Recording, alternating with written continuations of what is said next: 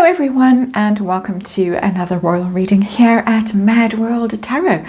A much more restrained MadWorldTarot, new tarot cloth on the table. Hope you like it. I am looking today at bad behavior and bad news for the Parkles, which is why I have the Shadowland Tarot on the tarot table.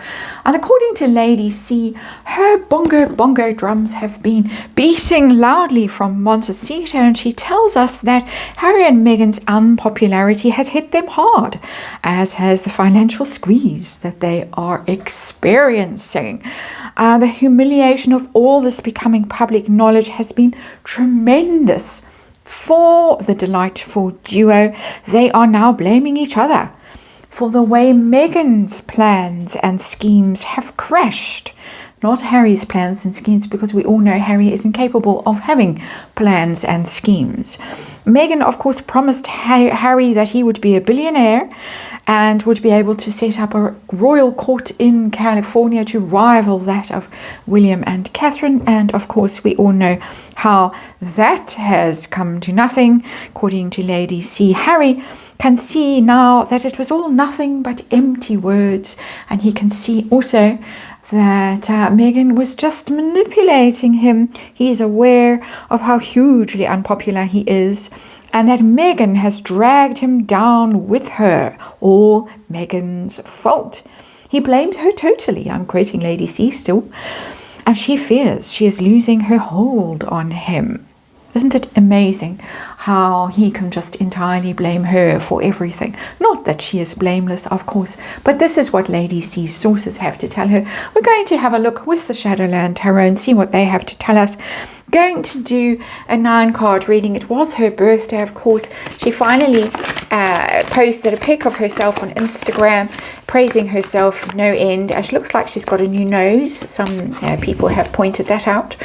And no sign of the has-been or the kids at the birthday party, where she's blowing out candle. It looks like 2 candles on a very glamorous birthday cake. So interesting that neither the has-been nor the kids were there for the actual celebrations. I've got a card that has flown off the tarot table, so I'm going to have to go calling to fetch it.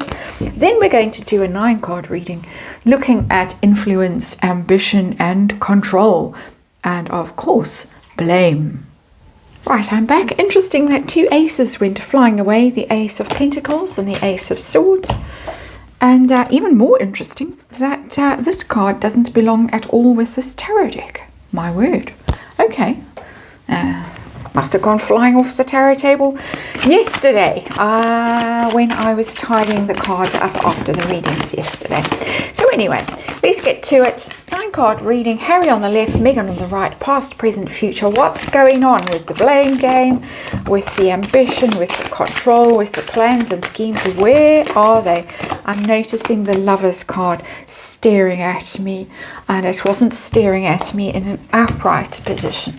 So I need to do one more shuffle, and then we will get to it. We will, of course, remind you it's tarot. It's for fun and entertainment. It is all speculation, all my opinion. Just read energy here and disclaimer in the box below. So where are we with the blame game? And no, they don't need to be so wide apart, do they? 9-card reading. And that's the past. Harry on the left, Meghan on the right. This is the present. And this is where they are heading. Where are they heading? We all want to know. And King of Swords. King of Swords is very wise, very shrewd. It's very much like lawyers. It's very much like accountants and financial people, bankers, men in grey suits, courtiers, those sorts of people. Plans and schemes, I would say. Plans and schemes. If you can hear chewing in the background, that's Tess chewing her new chew toy. She entirely demolished her previous one, so this one is advertised as being indestructible. We will see. And very interesting that it's now a cold, analytical energy. That's the underlying energy of this reading. And of course, there has been, according to Lady C, now can finally see how he was manipulated and exploited and led astray and dragged down with Meghan, set up for divorce. King of Swords. In my opinion, of course, heart of the matter. What are we dealing with? The has-been. Hermit, it's all about him. It's all about him disappearing, because the hermit does withdraw for quiet time and to have a big think. And he does seem to have vanished. There is rumour that he's in the UK, or at least in Portugal, and hopping between Portugal and Scotland. Those are rumours, of course, and possibly even with children in tow. Rumours again, we don't know, but we haven't seen any recent signs of him or the kids, despite the surfing escapade. Not that recent. Allegedly. There he is, the hermit. The hermit is someone who sees sense. He goes quiet. He has a big think. He finds his way. He finds his true north. He finally has a insight and awareness and understanding of the situation. And so there it is. That is the heart of the reading. So perhaps those bongo drums are onto something. And Harry has come to his senses. Sort of, if he has any senses to come to, we're not quite sure. Let's look at the past energy. That's Harry, King of Cups in reverse, and that's what's between them. And oh yeah, okay, plans and schemes. Madame's side of the equation, the Three of Wands, absolutely. See, we can go overseas. The Three of Wands normally has someone standing on the shore watching for those ships to come and go and bring back tremendous wealth with them. See, we can expand our sphere of influence if we leave, if we go to California and we hook up with all the super rich people over there. The world is our oyster. And where our tentacles can go everywhere. And then, of course, has-been's energy is King of Cups in reverse. I would read that personally as envy and jealousy of his big brother, who is the King of Cups, the King in waiting, King of Cups. Very jealous, very envious of what William has and will have, and hence needing to remove himself from there and go and set up a rival court somewhere else. Her clever idea. And then the Three of Cups between them, it will be so jolly. We'll be with all our friends. It will be such fun. You can surf, you can play video games, you can smoke weed with Doria all day long if you want to. You won't have to do any ribbon cutting. You won't have to show up for any of those tedious events in those stuffy old chapels and castles and palaces and things like that that smell so awful. And what fun we'll have. There it is. Not so much now. Let's look at the current situation, the blame game. Oh, Five of Swords. Oh, yes, on his side. Oh, dear. And Knight of Wands in reverse on her side. Yeah, it started out so fun, didn't it? There, all fueled by that, in my opinion, resentment of Big Brother and his charisma and his good looks, even though he was alarmingly bald even back then. Now we have on Harry's side of the equation the Five of Swords. Fighting, and also inner conflict as well.